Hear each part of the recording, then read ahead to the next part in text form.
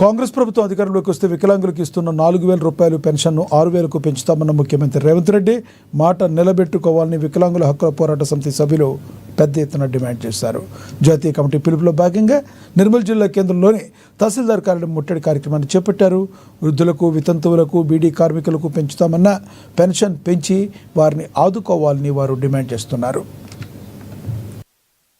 తహసీల్దార్ కార్యాలయం ముందు పెన్షన్దారుల ఆధ్వర్యంలో నిరసన కార్యక్రమం చేపట్టడం జరిగింది. దీనికి గల కారణం నేడున్నటువంటి రాష్ట్ర ప్రభుత్వం, కాంగ్రెస్ ప్రభుత్వం తన ఎలక్షన్ల సమయంలో గౌరవ రాష్ట్ర ముఖ్యమంత్రి రేవంత్ రెడ్డి గారు ఎలక్షన్ సమయంలో ఏదైతే గత ప్రభుత్వం ఇచ్చినటువంటి పెన్షన్లు ఏమైతే ఉన్నాయో 4,000 రూపాయలను 6,000 చేస్తా, 2,000 రూపాయలను 4,000 చేస్తా, అర్హులు ఎవరైతే పెన్షన్ కోసం కొత్తగా దరఖాస్తు చేసుకున్నారో వాళ్ళందరూ కూడా కాంగ్రెస్ ప్రభుత్వం అధికారం రాగానే వెంటనే నూతన పెన్షన్ అమలు చేస్తా అని చెప్పేసి మరి రేవంత్ రెడ్డి గారు హామీ ఇవ్వడం జరిగింది.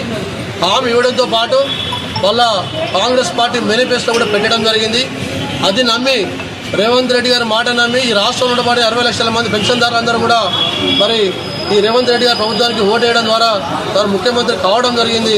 తాను ముఖ్యమంత్రి